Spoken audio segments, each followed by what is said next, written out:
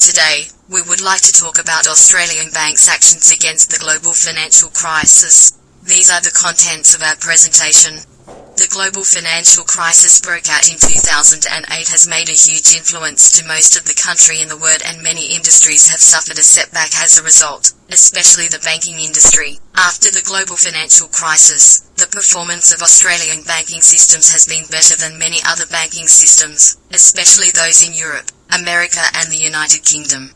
However, compared with other countries, Australian banks performed better than their global counterparts during the global financial crisis. When the global financial crisis broke out, the banks in the United States, Britain and other countries suffered heavy losses.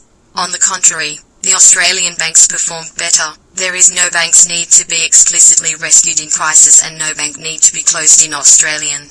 At the same time, the government has not invested a lot of money to help their banks to go through this crisis. We believe that the way to reflect the stability of the banks is to find the orderliness and the links of them, especially during the period of the crisis. As one of the major developed countries in the Asia-Pacific region, Australia has a sound financial system and active financial markets. Australian financial institutions mainly include banks, professional financial institutions and non-financial institutions, of which the comprehensive strength of the banking industry is the most prominent. The four major banks are Australia and New Zealand National Bank Limited, Commonwealth Bank of Australia, National Australia Bank, and Westpac Banking Corporation. For a long time, the total assets of the four banks accounted for 75% of the whole Australian banking industry. At the same time, the asset scale and credit rating of Australia's four major banks also have strong competitiveness in the World Bank system. Over the years, Australian banking industry has not entered a rapid development stage in asset accumulation and profit creation.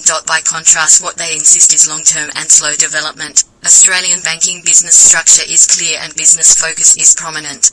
It is the basis of stable growth of banking profits, and also the key to prevent and control banking risks and even systemic risks. From the perspective of business field and product variety, Australian banking business structure is mainly composed of retail banking business and commercial and corporate financial services. Australian retail banking business mainly includes housing loans, credit cards, margin loans, deposits and so on, of which the housing loans is their main business. Like different banking institutions' perspective, Australia's four major banks have an absolute advantage in the business of retail banks. The four major banks account for 78.7%, 83.3% and 83.6% in household deposits, mortgages and credit cards respectively. Then, let's move on the impacts of the global financial crisis on Australian banks.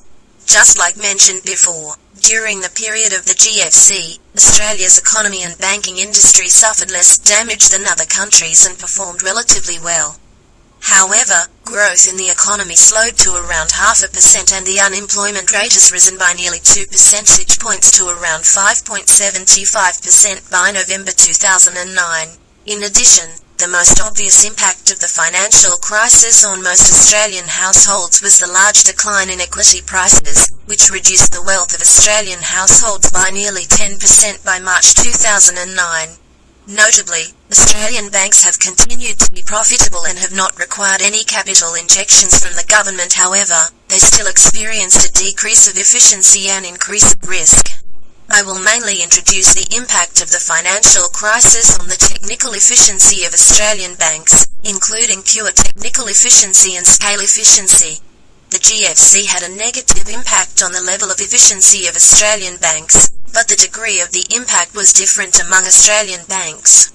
Specifically, ANZ is the only bank that maintained the high level of scale efficiency during the financial crisis, while pure technical efficiency declined significantly.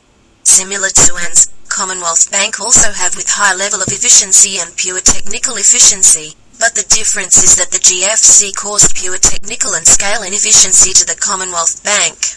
In addition, the financial crisis also led to the pure technical and scale inefficiency of Westpac Bank in 2009.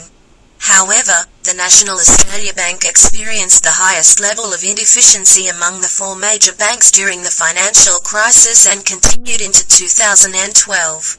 The impact of the GFC on the level of Australian bank risk by considering both systematic risk and systemic risk.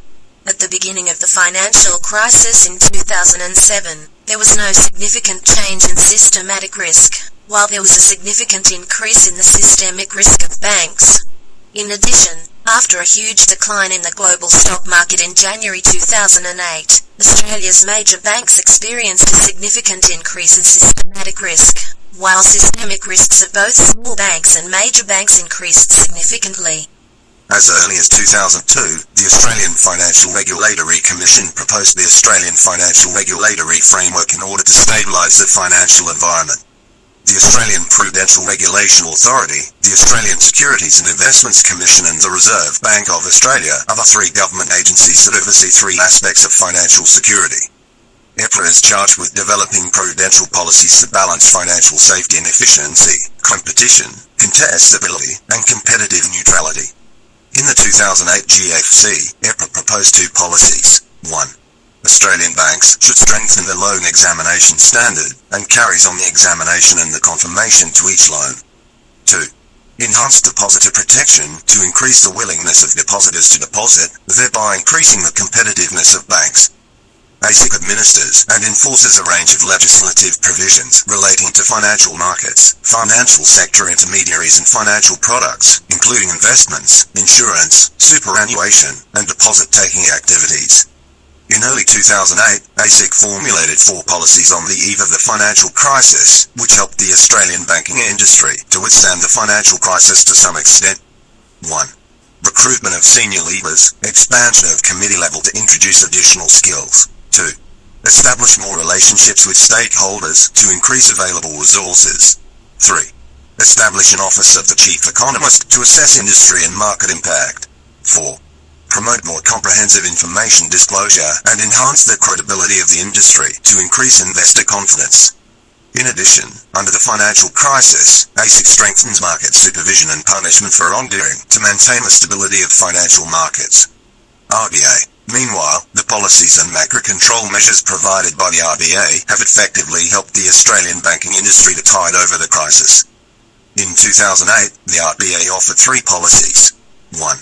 The RBA quickly cut the interest rate of loans and provided a large number of funds to banks and other institutions. At the same time, the RBA also bought a large number of financial securities to adjust the imbalance in the financial market. 2.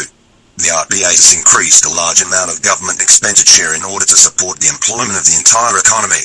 A large inflow of capital can guarantee the confidence of some bank depositors and bondholders. By states in some banks and financial companies to prevent a financial market panic that could worsen. 3. The RBA has strengthened the supervision of financial institutions, requiring them to more accurately assess the risks of loans and use more flexible sources of funds. For example, banks should not operate with as much leverage as the banks do in the United States and should not finance their customers with too much short-term lending. Banks, as main economic sectors in any country, are likely to be affected by the financial crisis, and Australian banks have taken actions against the financial crisis. The Australian banks were least affected by the financial crisis in 2008 due to their practice of depending on traditional banking practices. Described as avoiding toxic financing, the traditional banking practices protected the banking sector from becoming highly involved in highly leveraged financing that would, in turn, affect the sector through the global credit squeeze.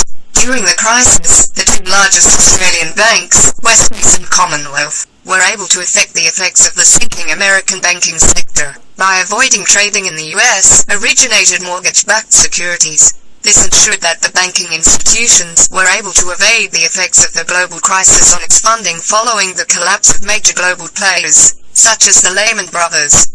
The banking sector players responded to cut interest rates in the markets, to increase disposable income and money flow in the economy, to spur growth and increase margin lending by the banks. To achieve this purpose, Commonwealth Bank achieved a reduced overall interest rate contraction of 10 basis points through asset pricing and mix. Moreover, home lending margins in this category for the bank resulted in a decline of 7 points basis, caused by the combined impact of increased funding costs and an increased proportion of lower margin fixed rate. It also resulted in the contraction of business and personal lending margins, following the issued answer low interest rate credit cards cutting the net interest margin by 3 basis points. The overall decrease in the interest rates was meant to improve confidence in investor and restoring faith in the financial markets. Thank you for watching.